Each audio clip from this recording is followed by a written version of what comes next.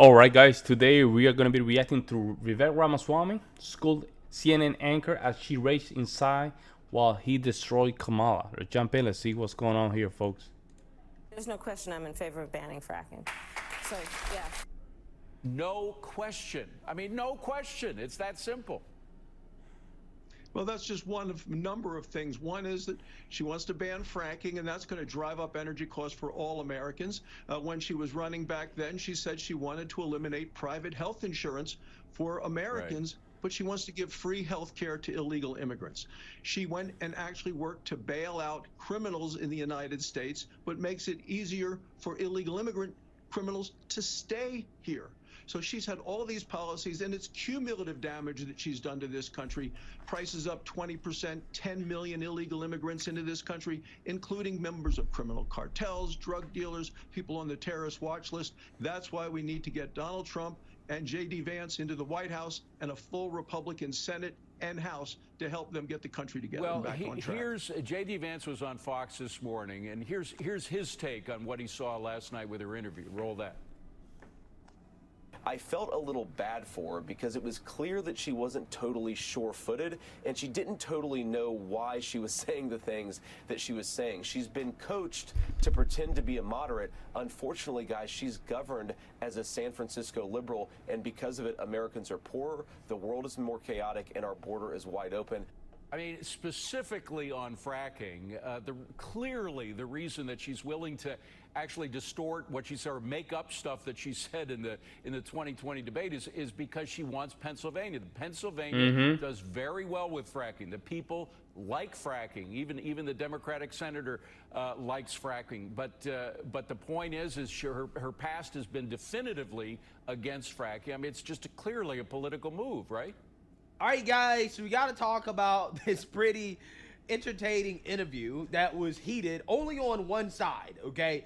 As CNN anchor Kate Baldwin slowly gets angry on the inside as Vivek Ramaswamy schools her on the differences between President Trump's policies and Kamala Harris's policies, okay? Because the mainstream liberal media is trying to create this false equivalence, like they always do, okay, between Trump and Kamala Harris when it comes to issues that Kamala Harris is struggling with. Like, for example, Tim Walz and his stolen valor accusations, because the liberal media can't shake off these allegations. The fact is that the military community, the veteran community, they're very upset with Tim Walz over him lying about his military service.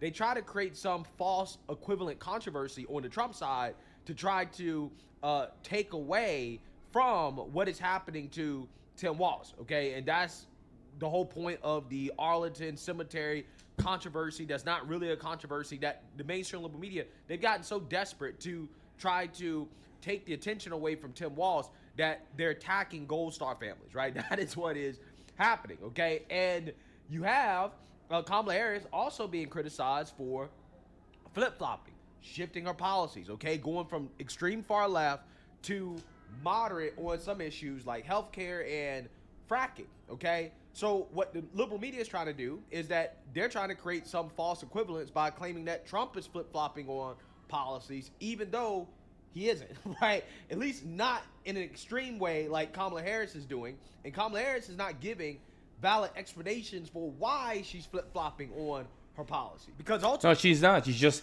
man, she really think that we're done. She just now just flip-flopping because she don't want to lose the Rust Belts. That's what it is. She don't want to use the Rust Belts, so therefore let me just lie right then.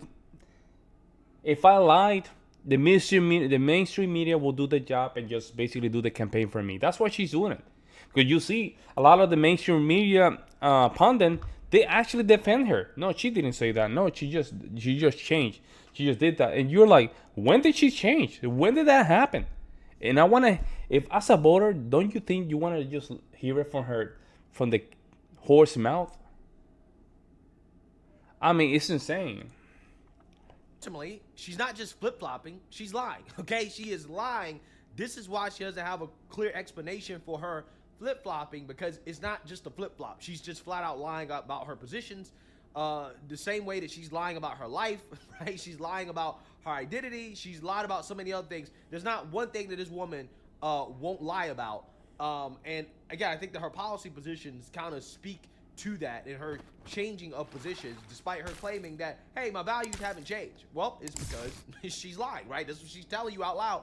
I'm lying, okay? I'm just trying to get your vote, okay? And that I am the same radical left-wing communist lunatic that I was back in 2019, right? So I want to react to Vivek Ramaswamy schooling this CNN anchor as she gets angry, visibly upset. You guys are going to see her face because she knows that she can't really play this game with Vivek. He's too smart for her propaganda. So without further ado, let's get into it. Yes, right now is former Republican presidential candidate and Trump campaign surrogate Vivek Ramaswamy. Thank you so much for coming, and it's good to see you. And by the way, I was trying to look for this interview. I can't find it. I can't find it. Campaign memo also makes clear that part of the strategy right now is to continue to try to define Kamala Harris as extreme and radical. If you take a look inside this new polling from CNN of likely voters in these battleground states, though, what likely voters are saying is that is not yet working.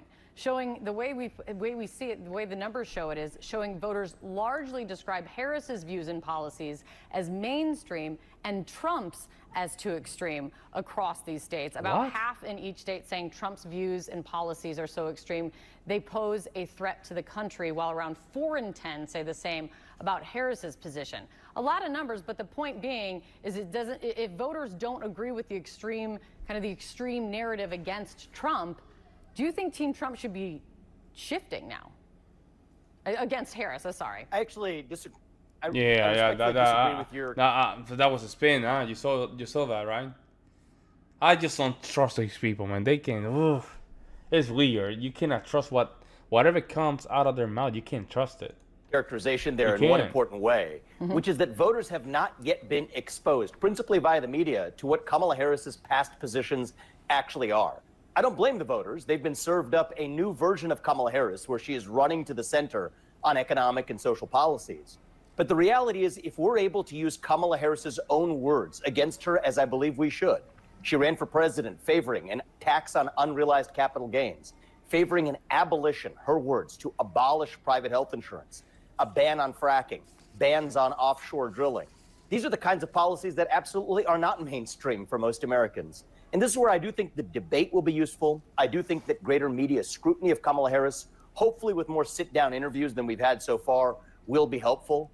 Say what you will, you may or may not agree with Donald Trump. He and J.D. Vance have sat for tens of interviews, as have other members of the campaign and surrogate team. The reality is we haven't seen the same from Kamala Harris. I do expect that's going to change in the next couple of months, and I believe voters are going to be very well informed heading into November.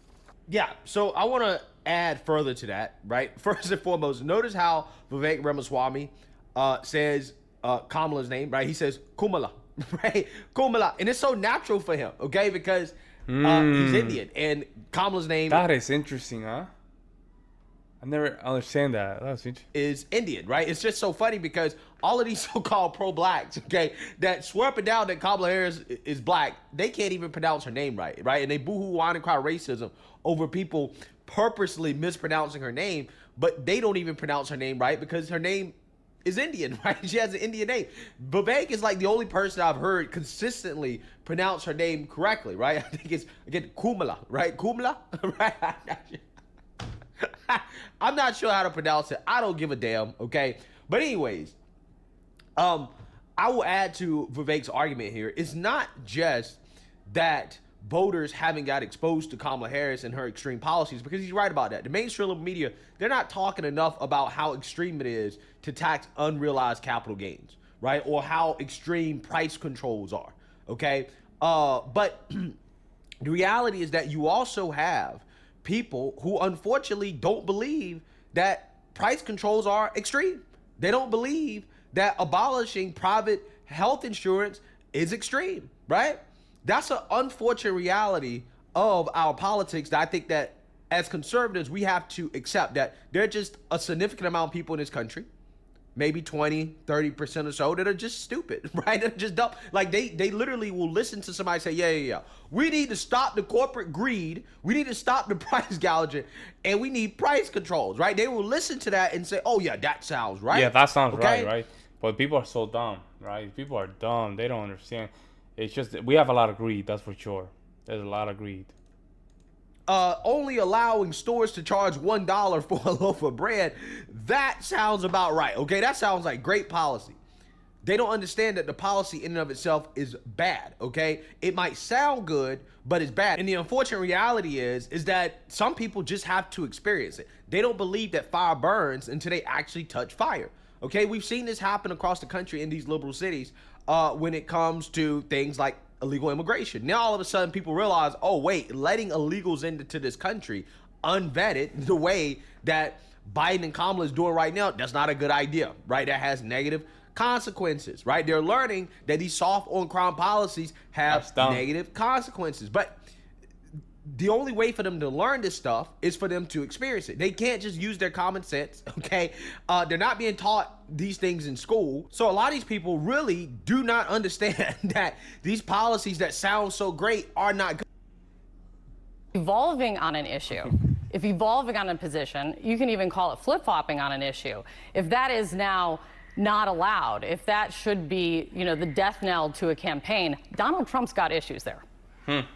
Wow. That's a So spin. look, the reality is Donald Trump's been clear about his policy positions. With Kamala Harris, I want to be specific about this, though. Actions speak louder than words. When she, well, let's. You brought up some claims about Kamala Harris. I want to finish that discussion. She said she didn't favor a ban on fracking now. The reality is she was one of the strongest proponents of that ban, so much so that when she was in California, she sued the Obama administration over granting fracking permits. Damn. She didn't just favor the abolition of private health insurance. She was a co-sponsor of the bill with Bernie Sanders as a U.S. Senator for Medicare for All for Americans. The reality is, when you think about the Green New Deal, she was the chief proponent, not just as a co-sponsor of the legislation, but going further and saying she would end the filibuster in the Senate to ram that through. So the reality is she can say what she wants to say now. Those are actions she has taken. Is someone allowed to evolve? Of course they are, but she deserves to explain exactly why she's changed those positions, exactly what her position is. If it's not a ban on fracking, what exactly is it? What exactly is her healthcare plan if she no longer favors abolishing private health insurance, which just 4 short years ago when she ran for president, she did?